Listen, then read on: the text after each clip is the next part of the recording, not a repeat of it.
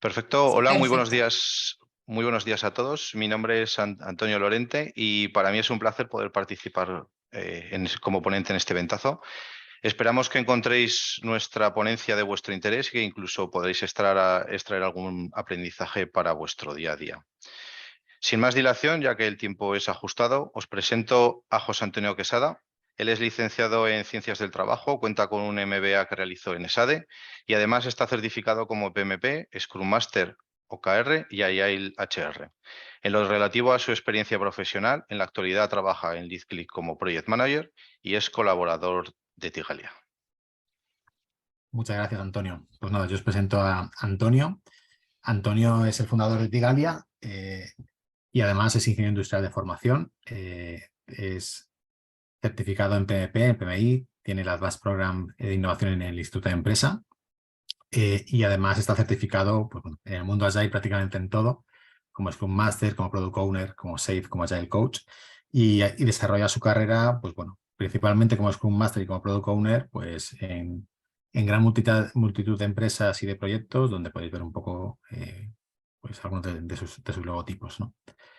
Entonces, bueno, la idea es que veamos un poco pues, el encaje de los contratos legales dentro del mundo de la agilidad y para ello entendemos que lo mejor es intentar enfocar cuál es el problema e intentar ver ese problema a través de una serie de ejemplos prácticos que seguro que todos podéis empatizar con ellos porque os los estáis encontrando en el día a día.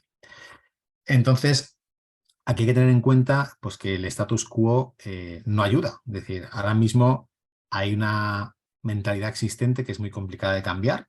Hay una serie de marcos contractuales más o menos estandarizados que existen y que, bueno, pues que en los que las organizaciones habitualmente se encuentran muy cómodas, ¿no? Los clientes siempre prefieren pues, tener contratos de precio cerrado, el formato famoso de llave en mano, donde ellos realmente pues, tienen una posición de poder y donde entienden pues, que el riesgo lo están trasladando siempre a la otra parte, ¿no? Sí que es cierto que hay ocasiones en las que puedes negociar pues el facturar por horas, el famoso time and materials y demás, pero sí que es verdad que al final siempre te está llevando pues, a unos seguimientos siempre en el momento de la facturación, en el que siempre hay que hacer concesiones, en el que al final lo que hacemos todos es desgastarnos un poquito, ¿no? Al final hay que tener en cuenta que dentro del mundo Agile uno de los pilares clave es la confianza y basándonos o apoyándonos en esta confianza, pues tenemos que convencer a los clientes de que realmente no queremos ser un proveedor más, ¿no? De que nuestra intención es ser un partner y muchas veces cuando esto lo conseguimos, ¿vale? Y además lo conseguimos pues a base de picar mucha piedra, pues llegan nuestros amigos de compras, ¿no? Y ya con compras el escenario siempre es distinto, ¿no? ¿Por qué? Porque un departamento de compras habitualmente está enfocado pues a intentar mejorar siempre el precio final. Por eso les encantan tanto las modalidades de precio cerrado o time and materials, porque muchas veces también están utilizando benchmark de mercado pues en función de los perfiles, en función de los sectores y demás, e intentar llevarnos a ese terreno donde ellos se encuentran muy cómodos. Al final hay que tener muy claro que parte del problema es que las áreas de compras no están interiorizando el marco de trabajo ágil y eso es así. Entonces contra eso hay que luchar. Vamos a ver un par de ejemplos para que lo podamos entender o que nos podamos ubicar un poco mejor y además son ejemplos reales, tanto de Antonio como míos, vividos este mismo año, ¿no? Por un lado, voy a poner un ejemplo de una empresa petrolera que a principios de año nos solicita un proyecto para ellos muy sencillo, en el cual tenemos un kickoff el 17 de enero, ¿vale? Que es un lunes, y nos dicen, en 2 semanas queremos montar un servicio de atención al usuario en Salesforce y lo queremos poner en marcha ya. Lo único que tenemos es un presupuesto de X mil euros, ¿vale? Y el alcance es ese, una línea, montar un servicio de atención al usuario. Entonces, cuando queremos avanzar, oye, requisitos, no hay requisitos. Entonces, el responsable de esa petrolera se le ilumina la bombilla y dice, no pasa nada, hagámoslo agile, ¿no? Son esas frases que, bueno, que por un lado, encantado de que los clientes quieran ser agile, pero por otro lado te echas a temblar, ¿no? Al final, ¿qué es lo que pasa? Pues que pues si el 17 de enero era un lunes, el jueves aún no teníamos ningún requisito, el cliente era reacio a colaborar no solo para dar requisitos, no solo para confeccionar historias de usuarios, sino que para todo eran problemas. ¿Cuál fue la realidad? La realidad fue que la salida de producción no fue el 31 de enero, fue el 28 de marzo. La realidad fue que el presupuesto al final, si era de X, finalmente fue de 3X, ¿no? Fue el triple de lo previsto. Aquí hay que tener muy en cuenta pues que no se puede trabajar en el marco ágil con un presupuesto cerrado y encima con un alcance desconocido. En la agilidad los cambios son bienvenidos, pero, pero evidentemente si el alcance es totalmente desconocido y lo único que tenemos es un precio cerrado, o sea, un presupuesto cerrado, es muy difícil poder trabajar, ¿no? Podemos ver otro ejemplo, por ejemplo, de una empresa telco muy reconocida, donde además se supone que esa mentalidad ágil ya la tenían asumida, ya estaban trabajando pues, con metodologías muy instauradas y demás, y donde además el modelo contractual que tenían ya definido era una facturación por puntos historia, que uno puede decir, ostras, qué bien, ahí se está utilizando uno de los elementos clave dentro de Scrum, por ejemplo, para ligándolo con la facturación, de forma que cuanto más valor entreguemos, más vamos a facturar. Todos contentos, el cliente contento porque se le entrega mucho valor y quien ejecuta contento porque cuanto más valor entrega, más factura, ¿no? Llegamos al modelo perfecto, nada más lejos de la realidad. Realmente, si vemos cómo fue, lo que pasó realmente es que ese modelo se pervierte. Las reuniones de sprint planning y las de refinamiento, que tienen un objetivo muy concreto, se eternizan. El tamaño de las historias de usuario, de las épicas, ya no se utiliza únicamente la variante complejidad, sino que estás pensando ya en su coste potencial, en su precio. Se generan ciertas artimañas de compensación pues que no son nada sanas para la relación, ¿no?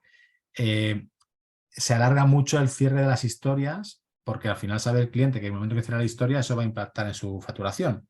E incluso los managers ya tienen una serie de previsión de los puntos de historia a entregar en una carencia concreta y demás, pues bueno, pues que realmente no es nada sana. Aquí al final lo que nos encontramos es que el modelo contractual hay que tener claro que debe servir para establecer un marco de trabajo pues seguro, en el que se vean representados los intereses de ambas partes de una forma transparente y en el que resulte sencillo resolver disputas, no que sea algo que realmente nos pervierta el modelo que tanto nos ha costado conseguir de trabajar con agilidad, pues que realmente lo rompamos por cómo vamos a facturarlo, ¿no? Entonces, con esto damos paso a las posibles soluciones que os va a explicar Antonio. Muchas gracias, José Antonio. Antes de entrar a analizar los puntos claves a tener en cuenta y las posibles soluciones, quizá merece la pena recordar los valores de la agilidad y los pilares de Scrum. Quizás la metodología con más uso en la actualidad. ¿Por qué?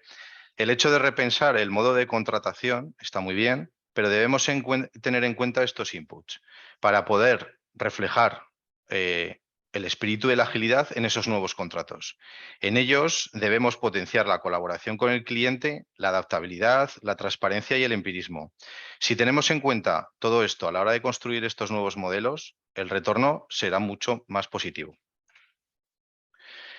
Para poder determinar las posibles soluciones, debemos tener en cuenta diversos factores. En primer lugar, nos encontramos ante un problema complejo, en el cual pueden entrar en juego muchas y diferentes variables. Por lo tanto, quizás plantear un modelo simple, donde únicamente se facture por story points o por historias de usuario validadas o por un precio fijo, seguramente no funcione. Dar respuesta a un problema complejo seguramente requerirá de una solución compleja. Por lo tanto, deberemos alejarnos de aquellas soluciones simplistas. El entorno en el que se encuentra nuestro cliente, el modelo de negocio que tiene y otras variables diferentes deben ser cosas que debemos tener en cuenta a la hora de diseñar un nuevo contrato con ellos. Cada contrato es una oportunidad de analizar al que va a ser nuestro compañero de viaje durante al menos cierto determinado tiempo. Esta es una oportunidad para entender cuál es su problemática, cuál es la solución que mejor se adapta a él y cuál es la forma en la que mejor podemos articular nuestra relación para poder aportarle el mayor valor posible. Por lo tanto, tener un contrato plantilla, como decimos aquí en España, café para todos, para todos nuestros clientes, es algo de lo que deberemos alejarnos, ya que no estaremos teniendo en cuenta estas singularidades de cada uno de nuestros clientes. ¿Con qué alternativas podrían adaptarse?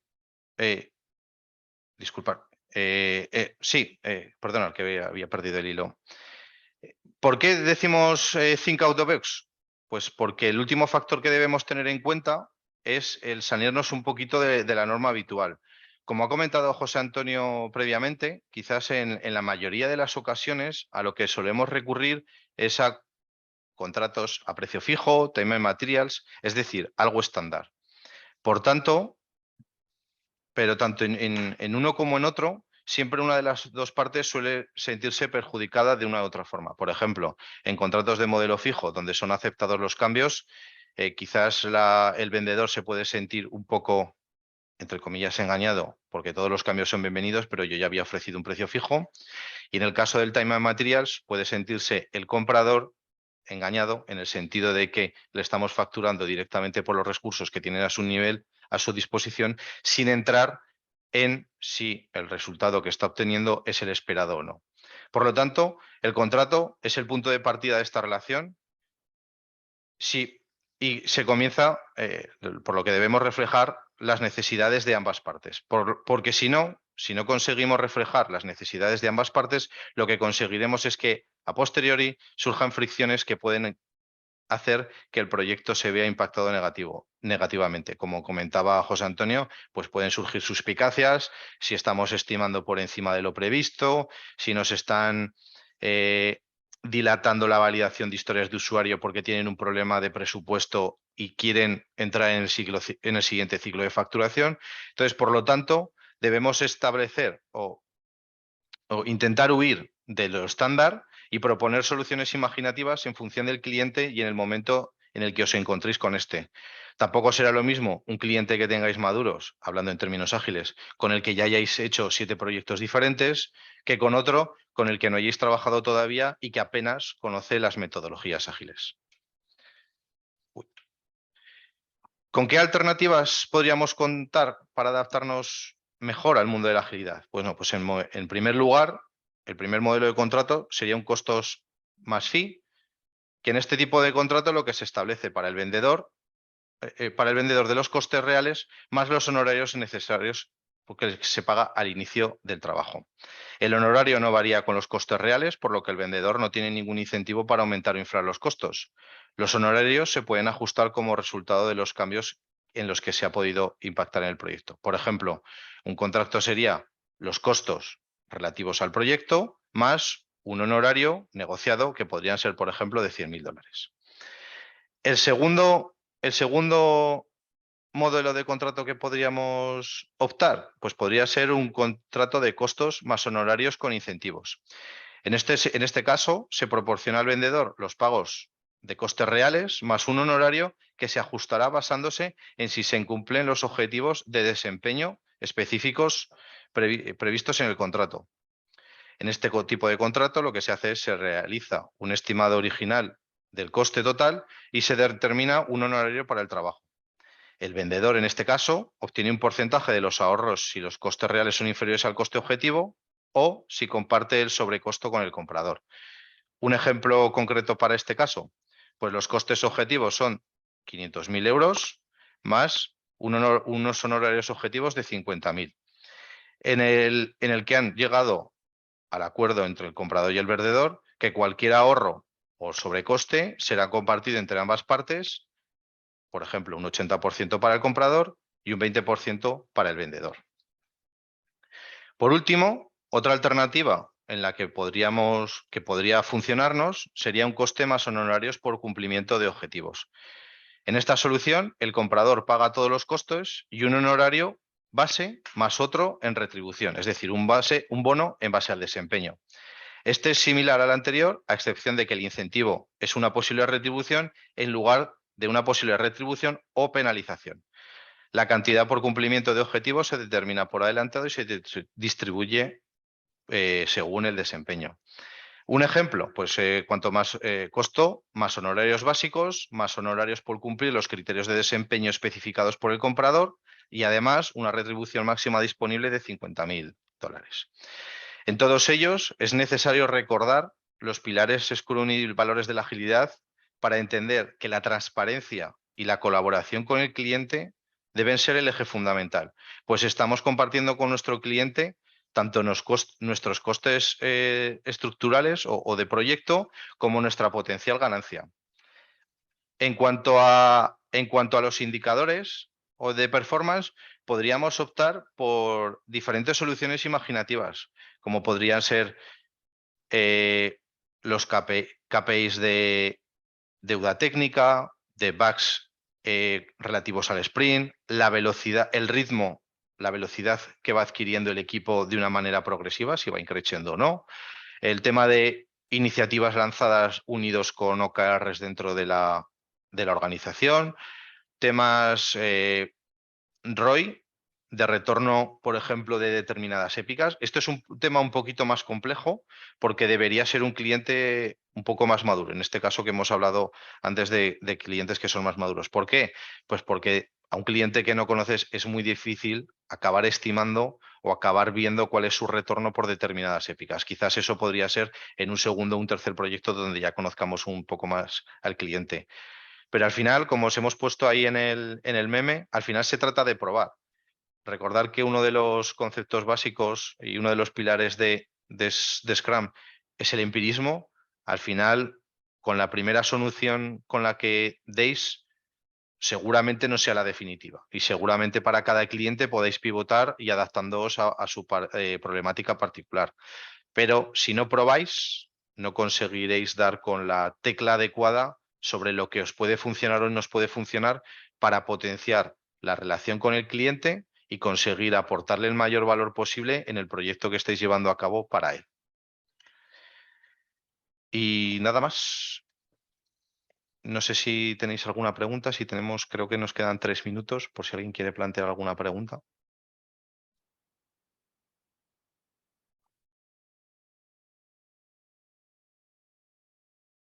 Te leo en alto, no sé si tú la puedes leer, José Antonio, pues lo digo por Sí, la si veo. quieres.